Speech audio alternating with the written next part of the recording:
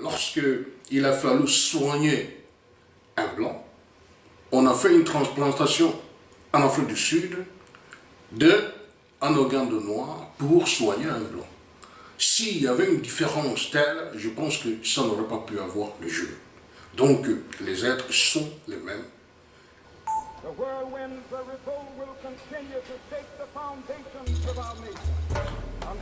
Martin Okeke, bonjour. Bonjour. Je viens réclamer le corps de mon frère, que l'on nous a arraché. Il y a une juridiction qui permet d'enseigner l'État français, qui fait partie des États coloniaux. Nous avons besoin de sa chaleur pour nous réchauffer. Et il a besoin de la nôtre pour lui garder la sienne.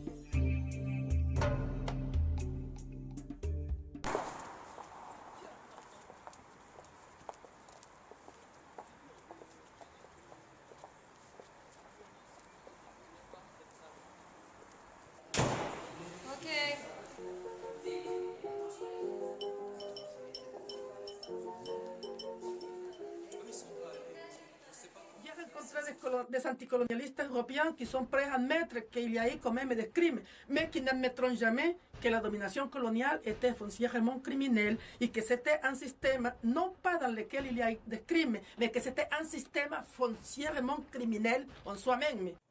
Il a été bien évidemment constaté les souffrances, en particulier que les peuples africains subissent, et par les peuples africains et puis les descendants du peuple africain subissent tant à l'intérieur qu'à l'extérieur de l'Afrique.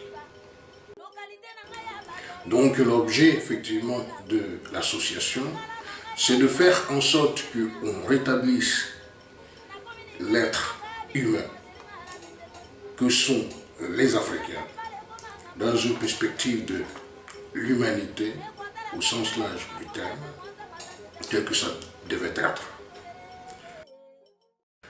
Cela nous amène effectivement à mettre en place une procédure qui consiste d'une part à corriger les méfaits qui sont issus de l'esclavage, et en particulier ce qui résulte de l'esclavage transatlantique et les gens qui en ont souffert.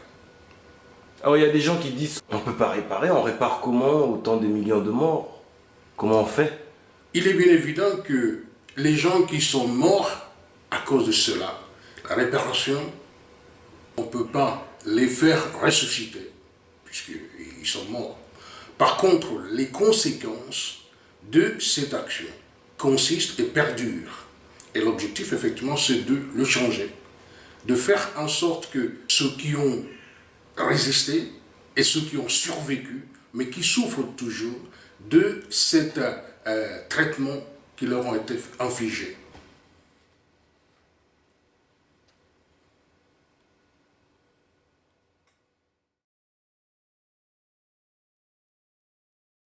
Alors nous sommes en train de découvrir des documents assignant l'État français en justice. Qu'est-ce que cela changerait dans la condition des afrodescendants? Oui, l'assignation en fait de l'État français, c'est une action globale qui est destinée en fait à faire en sorte que la France se réconcilie avec son histoire, qui ont normalement la vocation d'être complémentaires, mais ça n'a pas été le cas. Pendant plusieurs siècles, tous ceux qui débarquaient en Amérique provenant d'Afrique, chargés de chaînes, ils partageaient des éléments extérieurs ou des caractéristiques extérieures communes. C'est-à-dire, ils avaient la peau noire.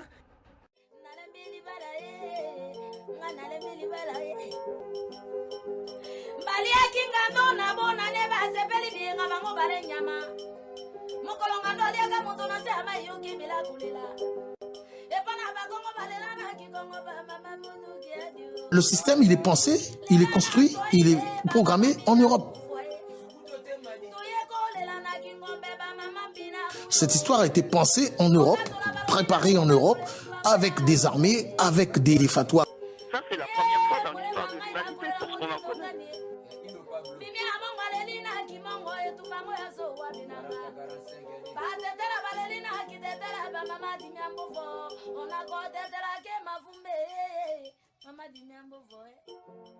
Nous ne sommes pas encore arrivés à mettre à bas l'idéologie de l'oppression. On l'a mis en partie à bas. Lorsque je demande de l'espace, je considère que individuellement et collectivement, c'est un droit. De toute façon, s'inscrit dans le droit français, dans la législation française, un arsenal juridique, législatif, normatif nouveau qui pose très clairement le fait, la qualification de ce crime contre l'humanité. Ce droit est incontestable. Et parce que la continuité des États n'est pas une babiole rhétorique, mais une donnée philosophique et historique générante du droit, les citoyens d'aujourd'hui avons incontestablement le droit d'exiger des États qu'ils revisitent leurs histoires et qu'ils fassent amende honorable, quels qu'en soient les prix. J'ai fait l'expérience depuis avec des gens qui étaient quand même racistes. Bon, quand on leur dit que quelque part leurs aïeux, père, grand-père, ça dépend de l'âge, arrière-grand-père, ont été formés à l'école de la République. Enfants, ils avaient à apprendre des leçons sur la supériorité de la race blanche de la civilisation européenne, et que on imagine facilement que ça a été transmis de génération en génération, et qu'eux sont l'aboutissement, une résultante de cette transmission. Ça perturbe, et ça fait poser des questions. Vous êtes anglophone en fait. Est-ce que l'intérêt pour les anglophones, c'est pas de traduire l'État anglais en justice? Comme je viens de dire, là, ça c'est une action globale. Il se trouve que pour l'instant, il y a une mise en place une juridiction qui permet d'assigner l'État français, qui fait partie des États coloniaux, c'est-à-dire qui ont établi des colonies en Afrique. Bon, effectivement, il en est de même de l'Angleterre, de l'Espagne, du Portugal, de la Hollande, de l'Allemagne en particulier aussi. Et la même chose doit normalement s'appliquer à cela. Donc il y a des actions qui sont menées, qui seront menées effectivement au niveau régional, à savoir, ça peut être dans les Caraïbes, qui englobent les expressions différentes, ça peut être hispanophone, ça peut être lusophone, ou anglophone, ou francophone. Alors, selon vous, l'esclavage est fini quand même, ou pas? Non, l'esclavage, c'est pas encore dit que c'est fini. Puisque lorsque vous regardez ce qui se passe, on va dire en Mauritanie par exemple, il y a ce qu'on appelle l'esclavage arabe. Là. Donc c'est pas encore fini. Ça en est une partie aussi de l'esclavage, de réduction de l'homme par l'homme à une situation d'un objet. Donc c'est pas encore fini. Bon, effectivement, il y a des endroits où on peut dire que ça a été aboli, mais les effets continuent d'une autre manière, à plus d'autres formes. Au niveau économique, on voit effectivement ce qui se passe. Quels sont les endroits où on a plus de foyers de tension, de guerre? C'est en Afrique, c'est dans un continent qui a subi particulièrement l'effet de colonisation. J'étais anglophone parce que le pays a été colonisé et l'anglais a été installé dans un concept de dominant-dominé et non pas dans un concept de complémentarité tel que ça aurait pu être. Vous m'avez parlé tout de suite de moi étant d'expression anglaise. On peut dire que je parle aussi français, mais le français c'est un cheminement que j'ai fait moi-même pour apprendre le français dans un esprit de complémentarité, sachant que la culture des uns, c'est l'enrichissement de la culture des autres. Alors comment ça se fait que ce dossier, ce sujet des réparations est un sujet qui a du mal à passer vraiment? Ça a du mal à passer parce que les gens vivent toujours dans l'esprit de dominant-dominé. C'est ça qui perdure, c'est ça qui continue. Donc, on peut prendre un exemple, quand on commence à nous dire les bienfaits de colonisation, comme on a entendu parler par un certain chef d'État. Ouais. Bon, on est toujours dans cet esprit-là. Et au niveau de l'éducation? L'apport de chacun pour le besoin de l'humanité. Il faut une bonne présentation équilibrée des contributions des gens à l'humanité de manière à ce que ça ait dans le bon sens. Ce n'est pas ce qui est fait aujourd'hui. Donc ça passe par l'éducation, ça passe par les informations, en particulier les médias, c'est-à-dire qu'il faut utiliser tous les moyens nécessaires aujourd'hui pour faire en sorte que les gens voient des choses sous un bon perspective. Donc il ne s'agit pas de réparation morale, quoi. Non, réparation telle que nous le voyons, c'est matériel et immatériel. Il y a une carence quelque part.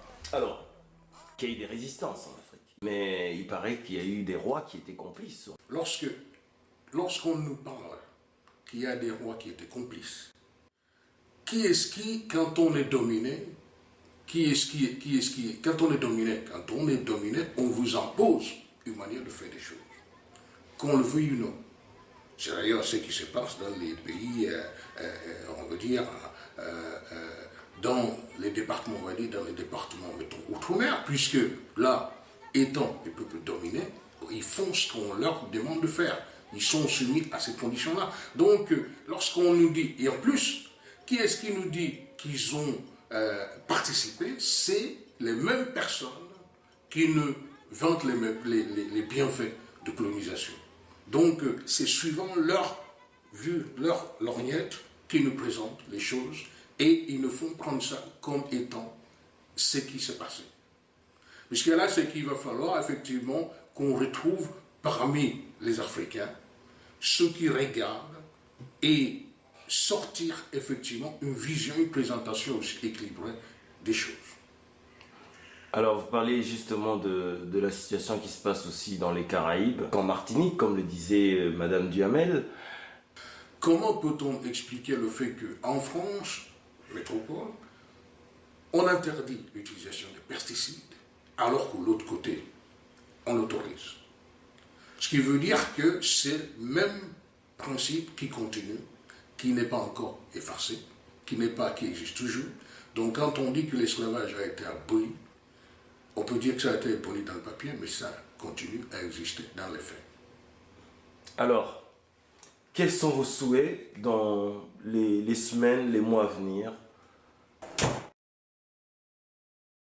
À quoi nous nous engageons, c'est que la France se ressaisisse dans un esprit d'équité, c'est-à-dire que où le respect de l'humanité, quel que soit qui est concerné, soit respecté.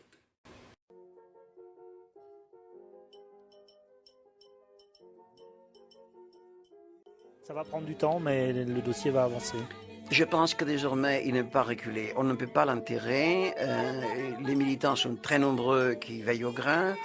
Il y a les tribunaux, il y a une pression forte de la part du mouvement international de réparation qui siège aussi bien aux États-Unis qu'aux Antilles qu'en France. Il y a différents mouvements qui poussent.